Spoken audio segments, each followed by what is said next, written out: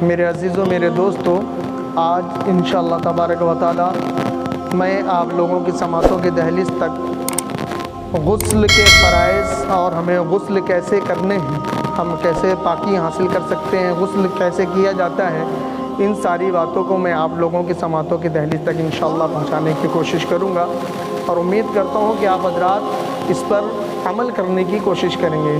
عموماً ہوتا کیا ہے کہ جب ہمیں پاکی حاصل کرنی ہوتی ہے، ہمارا بدن جب ناپاک ہوتا ہے، ہمارا جسم جب ناپاک ہوتا ہے تو ہمیں پاکی حاصل کرنی ہوتی ہے، کیونکہ ہمارے آقا صلی اللہ تعالیٰ علیہ وسلم نے ارشاد فرمایا طہارت نصف الایمان، طہارت یعنی پاکی ایمان کا آدھا حصہ ہے۔ تو میرے عزیزوں، سب سے پہلے اگر ہمیں ضرورت ہے، ہمارا جسم ناپاک ہے تو ہم غسل کریں، اپنے آپ کو پاک کریں، اپنے جسم کو پاک کریں۔ تو اب ہمیں غسل کرنا کیسے ہے کہ بعض اوقات لوگ یہ کرتے ہیں کہ اگر کسی پاس شاور ہے تو شاور کو آن کیا اور کھڑے ہو گئے، اس کے نیچے نہانا شروع کر دیا۔ کچھ لوگ باتھ ٹب میں جا کر کے نہاتے ہیں، کچھ لوگ اگر بکٹ ہے بالٹی میں پانی لیا اور پھر اس کے بعد کسی ڈبے سے یا لوٹے وغیرہ سے نہاتے ہیں۔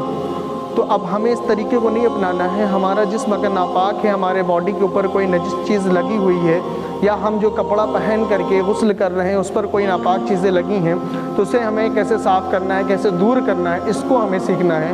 تو سب سے پہلے ہم بات کرتے ہیں کہ غسل میں کیا کیا چیزیں فرض ہیں کہ جن کے چھوٹ جانے سے ہمارا غسل کامل طور پر نہیں ہوگا، ہمارا غسل نہیں ہوگا۔ وہ کیا چیزیں ہیں؟ تو سب سے پہلے میں بتاتا چلوں کہ سب سے پہلے غسل میں 3 چیزیں فرض ہیں۔ کتنی؟ 3 چیزیں۔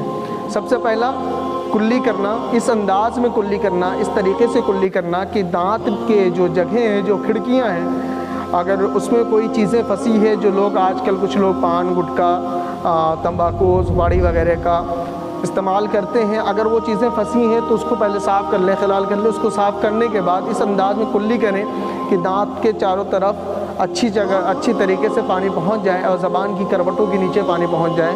اگر حالت روزہ سے نہ ہو، روزے کی حالت میں نہ ہو تو آپ غرارہ بھی کر سکتے ہیں، اور اگر روزہ ہو تو غرارہ نہ کریں، ٹھیک ہے؟ یہ پہلا فرض ہے غسل کا۔ اس کے بعد دوسرا فرض، ناک میں اس انداز سے پانی ڈالیں کہ ناک کی نرم ہڈی تک پانی بآسانی پہنچ جائے اور وہ چیزیں گیلی ہو جائیں۔ اور پھر اس کے بعد کچھ لوگ یہ کرتے ہیں کہ پانی لیا اور ناک میں ڈالا اور نرم ہڈی تک پانی نہیں پہنچتا، تو وہ فرض ادا نہیں ہو پاتا ہے۔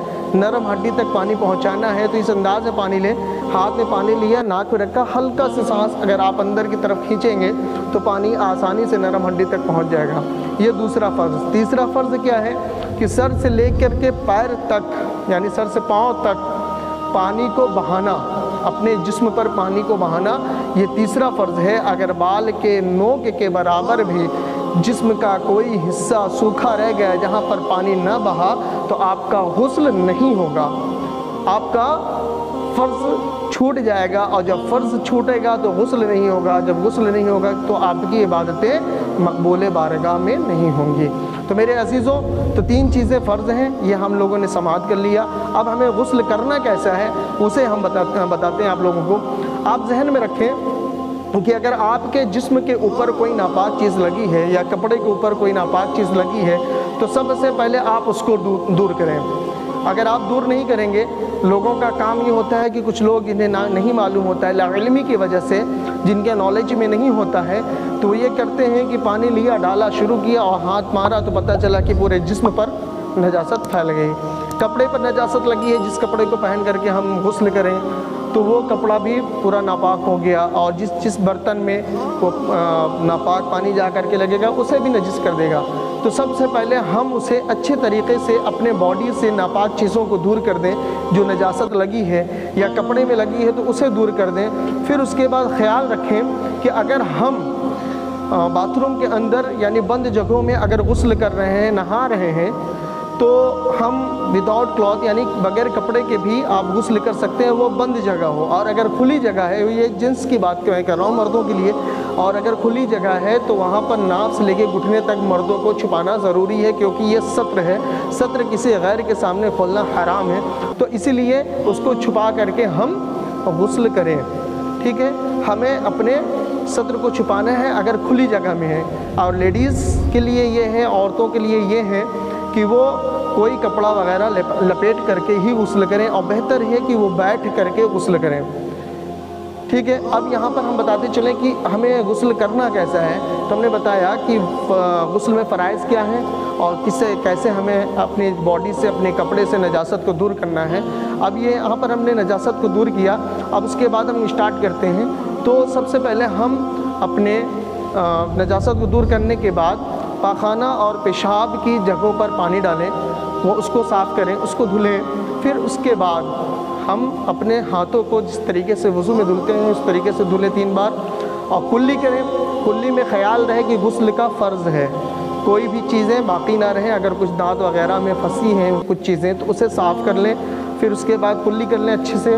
کلی کرنے کے بعد ناک میں پانی ڈالیں، یہ بھی فرض ہے، اسے بھی اچھے صحیح طریقے سے ادا کریں، جیسے میں نے پہلے بیان کر دیا فرائض سے بتاتے وقت۔ ناک میں پانی ڈالیں، اس کے بعد چہرہ دھلیں۔ چہرہ دھلنے میں جیسے وضو میں دھلا جاتا ہے، بال اگنے کی جگہ سے یہ داڑھی کی ہڈی تک، ایک کان کی لو سے دوسرے کان کی لو تک۔ پھر اس کے بعد کوہنیوں سمیت 3 مرتبہ ہاتھ دھلیں۔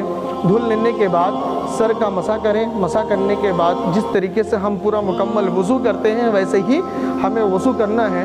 اب یہاں پہ خیال رہے، اگر پانی اکٹھا ہو رہا ہے، جس جگہ پر آپ کسی اونچی جگہ پر غسل کر رہے ہیں یا کچھ پٹرا وغیرہ کے اوپر پیر ہے اور پانی وہاں نہیں رک رہا ہے تو آپ پیر بھی دھل لیں، اور اگر پانی اکٹھا ہو رہا ہے، پانی میں آپ کا پیر ہے تو آپ وہاں پر پیر نہ دھلیں، الگ ہٹ کر کے پیر دھلیں اس وقت۔ اور عموماً آج کے دور میں پانی رکنے کا عموماً یہ چیزیں نہیں ہیں، وہ سب پانی گرا اور فوراً چلا جاتا ہے، بہہ جاتا ہے، تو آپ اپنے پیر کو بھی دھل لیں، پورا وضو طریقے سے پیر کو دھل لیں، جس طریقے سے وضو کیا جاتا ہے اسی طریقے سے سارے رکن ادا کریں، ارکان ادا کر لینے کے بعد اب یہاں پر ہم پانی لیں اور اس کے بعد داہنے کندھے پر، دانے منڈے پر، یعنی رائٹ سائڈ شولڈر پر ہم 3 مرتبہ 3 ٹائم اپنا پانی بہائیں۔ اس کے بعد لیفٹ شولڈر یعنی بائیں منڈے پر پانی بہائیں، پھر سر سے لے کے پیر تک، جیسا کہ غسل کا فرض ہے یہ بھی